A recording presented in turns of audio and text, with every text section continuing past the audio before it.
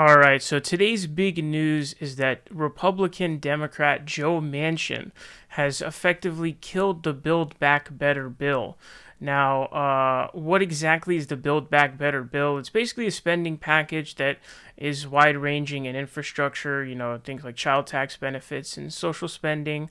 This is the reconciliation bill that progressives had said needed to be tied with the weaker, much weaker infrastructure bill that had ended up passing.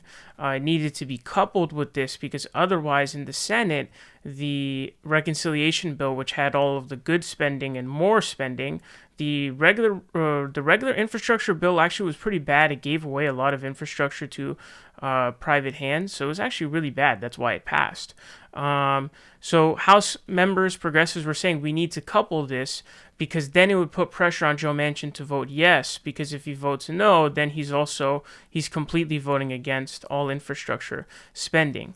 So it turns out they were right because Joe Manchin is effectively now killing this quote Build Back Better bill, which again is essentially it's the reconciliation bill.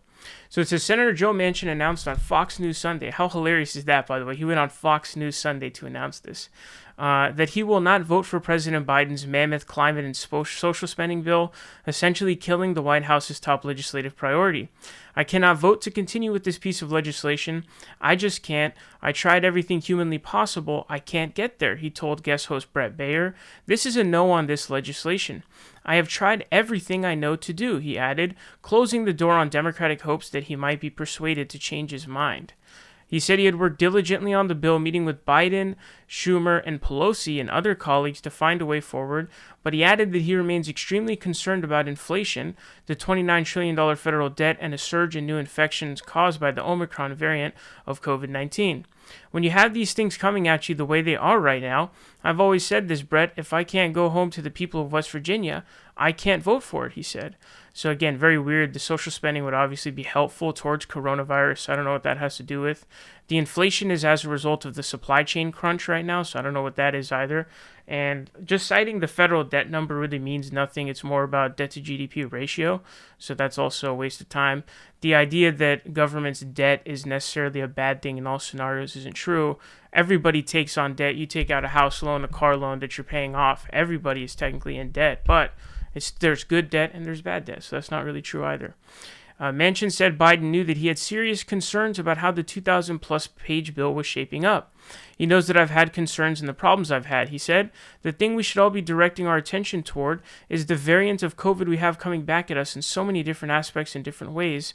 It's affecting our lives again. Again, seems like weird whataboutism, especially given that the spending would help coronavirus situation by providing people with more security so people don't have to go to work to reinfect people, for example. They can keep their kids at home because they're getting child tax credits or find them caretakers, etc., etc.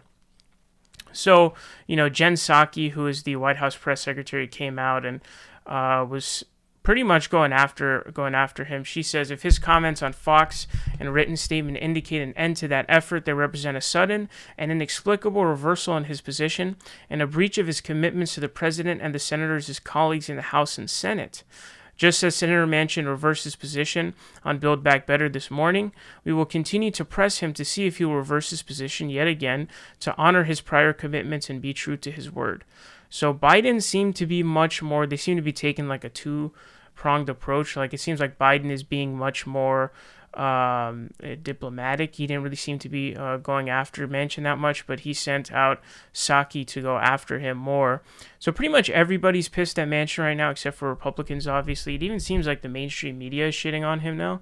So the Joe Biden administration really needed this to pass before Christmas because Joe Biden's numbers are tanking. And even though Joe Biden has done some things, what seems to be even worse than what his lack of action is actually that he just simply doesn't seem to understand how to tout the accomplishments that he's done, like pulling out of Afghanistan or, maybe the COVID package or whatever.